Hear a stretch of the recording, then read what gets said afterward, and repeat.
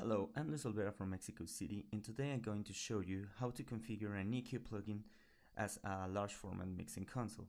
For this I'm going to be based on my mixing board, that is a Phonic Helix board 17. So here we go. So first of all, we're going to open our EQ plugin right here in the insert section of our channel strip. So over here we have the buttons to activate every band of the EQ.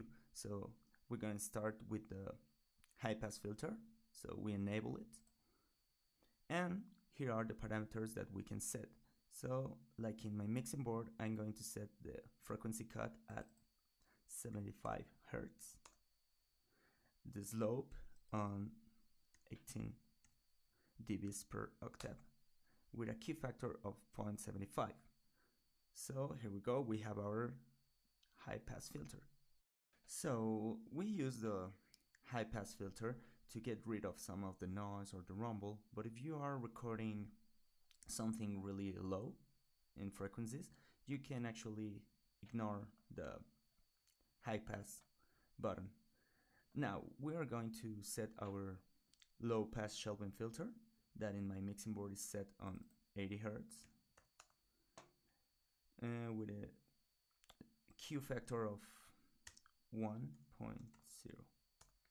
and we can go up to 15 dBs or up to 15 dBs. You can use this shelving filter to give a little more body or low end to the signal that we are EQing. So then we have the mid parametric EQs. In the case of my mixing board, we have low mid and high mids. In some other boards, you can adjust at which frequency you want to boost or attenuate. In the case of my mixing board, the low mids are set on 800 Hertz and a Q factor of 0.79. In the high mids are on 3000 Hertz and a Q factor of 0.79 also. We can go in both cases up to 15 dBs or up to 15 dBs. We can use these parametric EQs, for example the low mids, to give a little more body or make the signal less duller.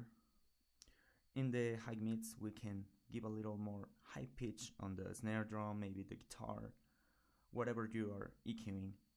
In the case of these parametric EQs, we have to be really careful because a lot of things are going on this frequency range, so we have to use it very carefully and in a smart way. Then we have our high shelving filter. It is going to boost or attenuate everything after the frequency cut. So in my mixing board is set on 12,000 Hertz and with a Q factor of 0.70. It goes up to 15 dBs or up to 15 dBs.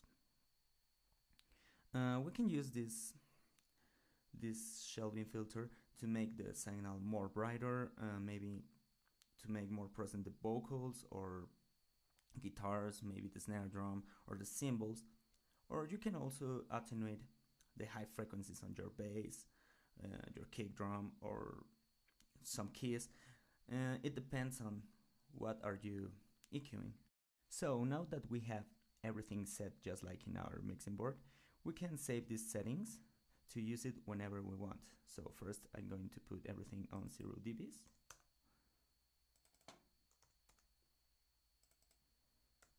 And then you go to the plugin menu. In every DAW, every plugin has a menu to save settings, so you click over there. Here is like save as.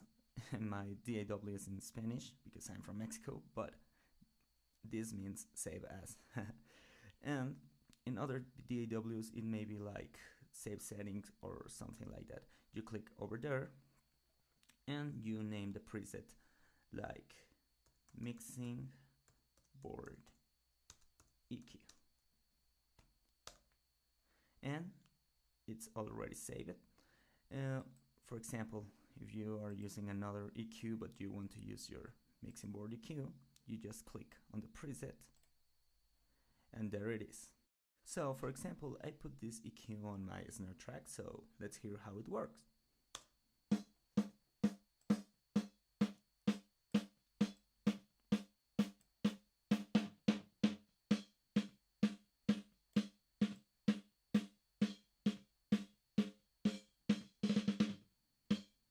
So I think it worked well, just like in my mixing board. And it's a really helpful tool because it can help you to highlight some frequencies on your instrument, on your track, or maybe in a complete session, you can polish details on the performance. So guys, I really hope this helps you to understand how a mixing board EQ works and how to save some settings on your plugins. So again, it's a pleasure to showing this to you guys, and I really thank you for your time and for watching my video. I'm Luis, saying hi from Mexico.